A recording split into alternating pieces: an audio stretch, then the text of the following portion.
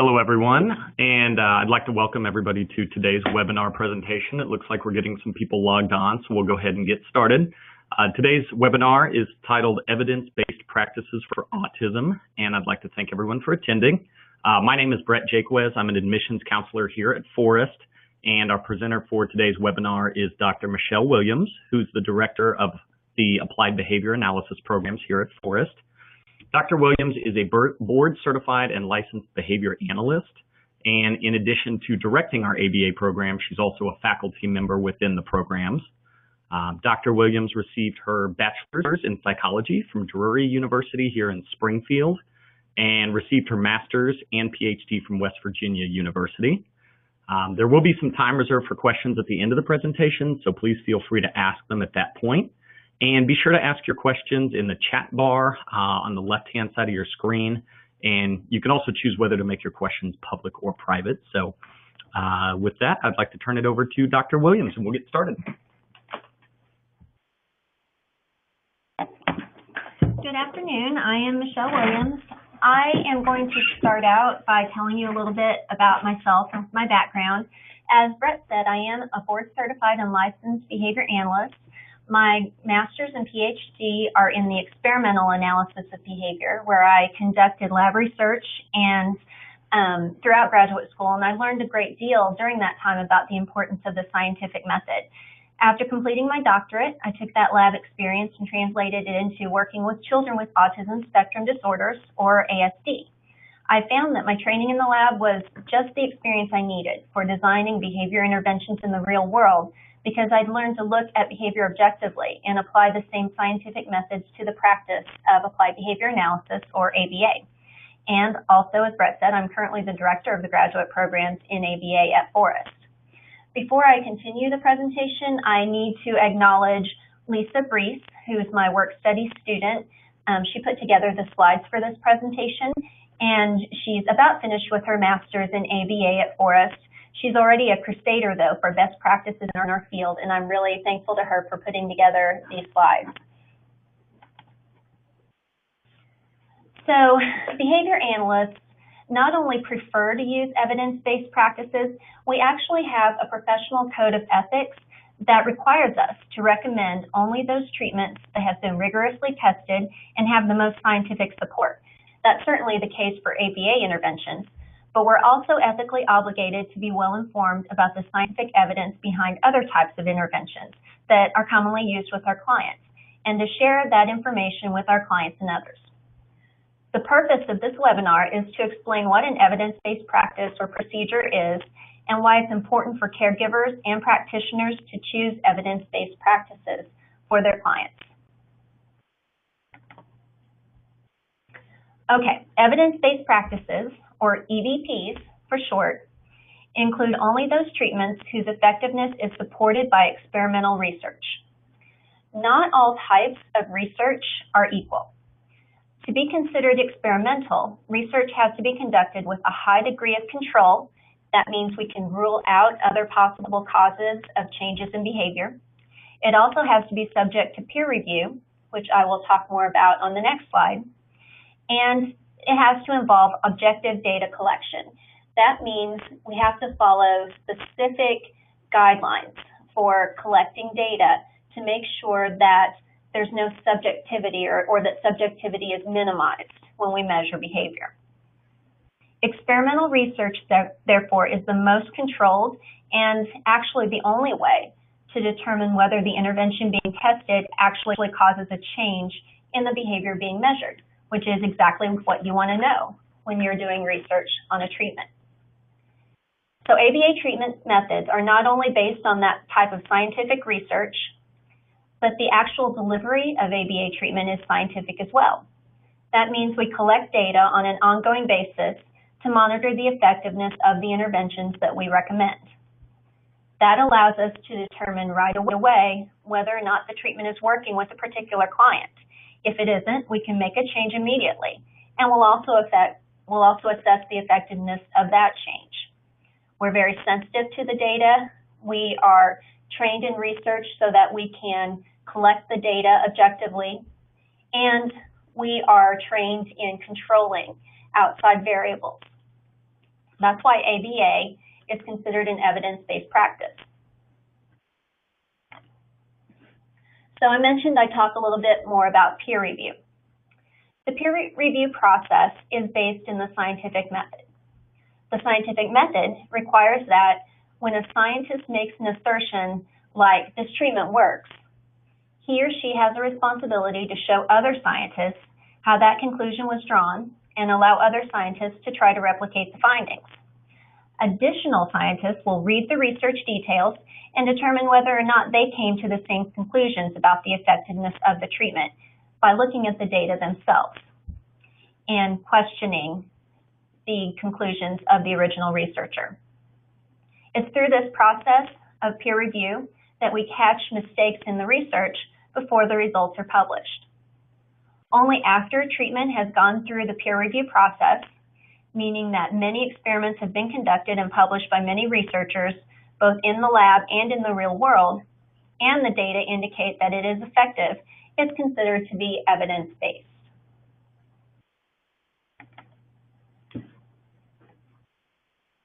So, as you might guess, it takes a long time and a lot of effort to establish a treatment as evidence-based. Why do we bother going to all of that trouble? Can't we just try something and see if it works with a given individual? Actually, lots of times, practitioners are pressured to do that very thing. Behavior analysts, though, are looking for the most effective treatment. Everyone has the right to the most effective treatment. Not only are non-evidence-based practices often ineffective, they can be very costly and even harmful. In some rare instances, they have led to death. Research cited by the Centers for Disease Control has shown that up to 10% of parents of children with an ASD may be using a potentially dangerous treatment. The CDC also states that early intervention is key. So why would we want to waste time and resources trying out unsupported treatments, let alone take the risk of endangering a client's health and well-being? When you look at it that way, you really see the importance of promoting evidence-based practices. We don't have time to waste on an ineffective treatment, and we don't often have the money to waste either. And we don't want to put our clients in harm. So, what are some common non-evidence-based treatments for autism? I've got listed some categories of some common treatments for autism that many of our clients will use, but are not considered evidence-based practices. The first is sensory integration.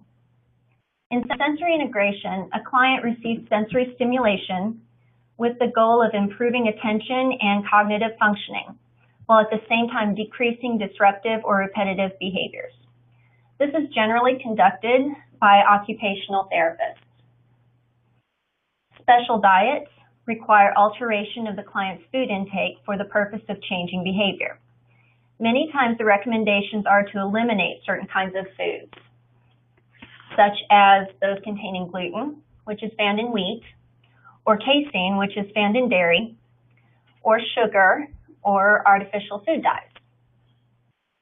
Then there are animal therapies. Animal therapies involve clients interacting with animals, as in therapeutic horseback riding, swimming with dolphins, or pet therapy.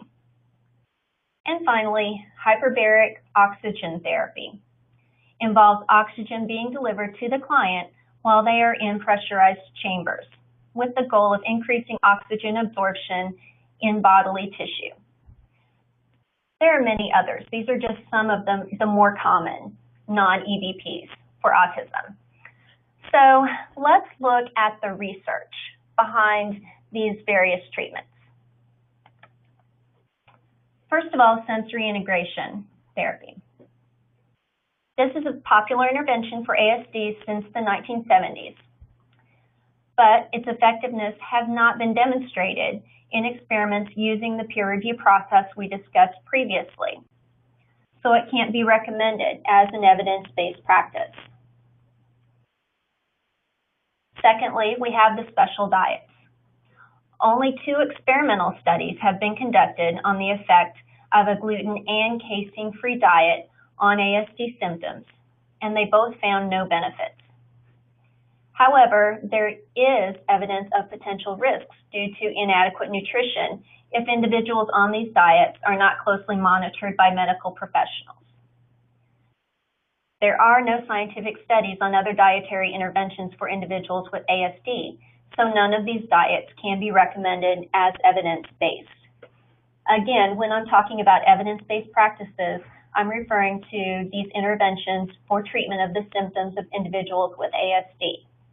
There might be other reasons for an individual being on a special diet, but that would have to be recommended by the physician, and there's no research evidence that shows that these special diets are effective for the symptoms of autism.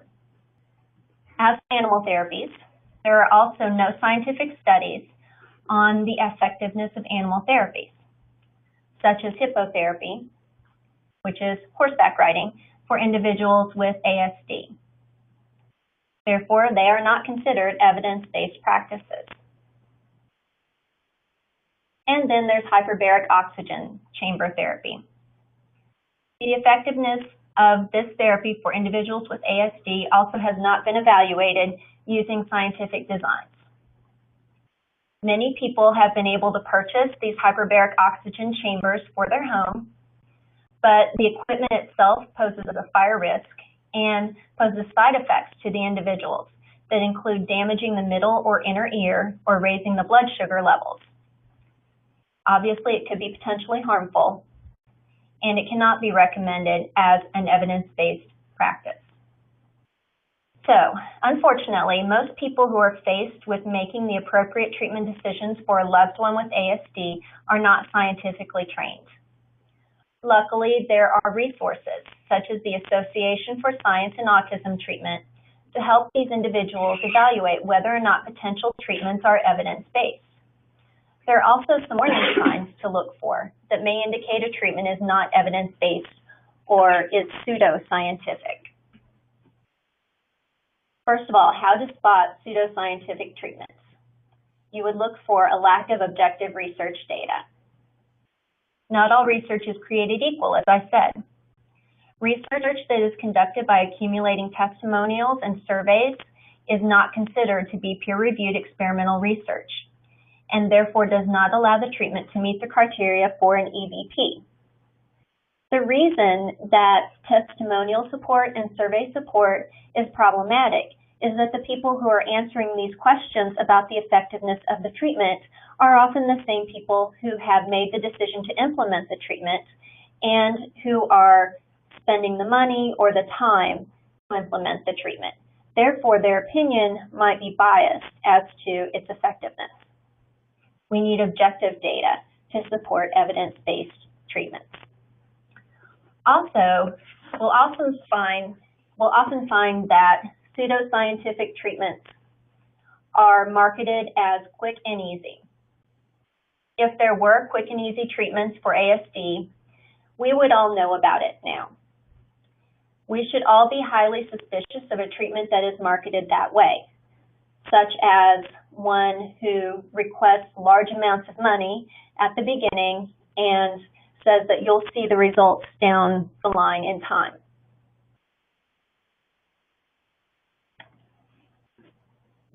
So let's talk about applied behavior analysis.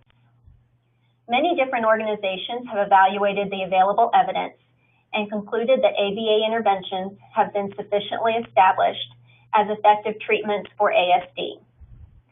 Some of these organizations include the National Autism Center's National Standards Project, the RAND Corporation, the Cochrane Collaboration, and the Autism Evidence-Based Practice Review Group. Based on these sources, the Association for Science in Autism Treatment recommends that because ABA currently has substantially more scientific support than any other behavioral or educational intervention for children with ASD, families and professionals strongly consider implementing ABA and be cautious about other approaches. They further recommend that professionals describe other behavioral and educational interventions as untested and encourage families who are considering these interventions to evaluate them carefully. Applied behavior analysis, as I said, is empirically based. That means that every step of this therapy is based in scientific practice. We often begin by assessing the client's behavior by using rigorous objective methods, objectively observing a client's behavior, as well as talking to caregivers and teachers. We then make recommendations for interventions. As I said, these are based in scientific research, and we follow up with data collection as soon as the intervention is implemented. We collect data from the beginning before the intervention is implemented to have something to compare it to. And we measure behavior change over time, so that if something changes and we have not yet implemented the intervention, we have another potential cause of behavior to look for. Ideally, we'll see a change when the intervention is implemented. But if behavior change doesn't occur in the desirable direction, then we have changes that we can make. It's important that all behavior analysts stay up on the research that is peer-reviewed research and the results of research conducted by other people, so that we know what we are looking for and what potential changes to make if an intervention is not effective. I'd like to take questions now if anyone has any about evidence-based practices or ABA in general. Okay, everybody, I'd like to open the floor up for questions. It looks like we do have a question, so I'll put Dr. Michelle Williams back on to answer that question. That's a fantastic question. What capacities can behavior analysts work in other than with those on the autism spectrum? This was a presentation that I geared toward treatment with individuals with autism, but there are many more possible applications of training in ABA. People with applied behavior analysis backgrounds often work with individuals with other types of developmental disabilities. They also work with adults and children. They also work in school systems with classroom management of typical children, as well as children who might have developmental disabilities. They also often work in animal settings, actually. They train animals for zoos to be able to take their medication, take shots, or get veterinary care, to be able to be rehabilitated in the zoo setting. There's a lot of training that goes into that. So applied behavior analysis analysts work in those settings as well. I've got another question about music therapy. Does music therapy help during ABA sessions to help them learn better during the sessions? Actually, music therapy, I didn't list it in the presentation, but music therapy is not considered to be evidence-based at this time. And that kind of makes me think of something I wanted to mention about all of these interventions. When I say that they're not evidence-based, this does not mean that they might not in the future, with adequate research support, be considered evidence-based treatments. However, the ones that I mentioned in this presentation, and as is the case for music therapy, there have been often studies done on these interventions, and the studies are not to the rigor where they're considered experimental, so that we can really understand and trust the results that come out of the studies, or they might have been conducted, as in the case with the special diets, and it shows that there is no effect of them. Science doesn't actually allow us to easily rule out something as being potentially effective in the long term, but what we do is we accumulate research, we conduct more and more studies, and we look for evidence to consider supporting it. And that evidence is yet to be there for the interventions I mentioned during the presentation or in music therapy. Oh, I've got another question about finding a competent BCBA, and that's a really good question too. Board certified behavior analysts, that designation means that they're board certified by the Behavior Analyst Certification Board. We like our acronyms in ABA. So the Behavior Analyst Certification Board, or BACB.com, is a website that you can go to, and you can find out if someone is board certified as a behavior analyst or an assistant behavior analyst. That would be a BCABA. Anyone who's listed in that registry, you can search by location, by zip code, by state, by name, by city. Anyone who's listed there, you can consider as board certified. And that means that they have training sufficient, that they have passed the certification exam. They have also had to have a certain amount of supervised experience with clients, supervised by another board certified individual. And if they're a BCABA, they have to be supervised on an ongoing basis by a BCBA. So when you're looking for a practitioner of applied behavior analysis, you really want to find someone who is board certified. The next question is, there high demand for BCBAs and BCABAs in the job market? The answer is absolutely yes. There absolutely is a demand.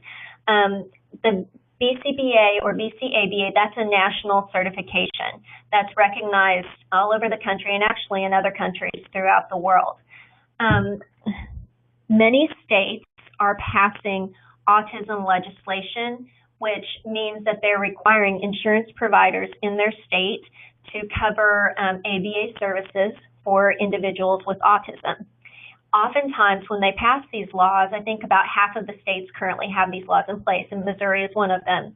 They require that the services be provided by a board-certified and licensed individual. So there's a great need for people to get the necessary training to become board-certified and then licensed, if required by the state, to receive reimbursement from the insurance companies. As probably everybody on this webinar knows, the numbers of individuals affected by autism spectrum disorders are increasing all the time. And we know that ABA is the most effective group of interventions for individuals on the autism spectrum.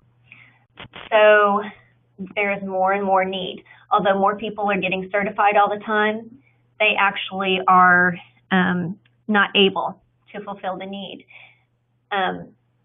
The jobs are definitely out there, and people are getting hired quickly, often right out of graduate school or even while they were still in graduate school.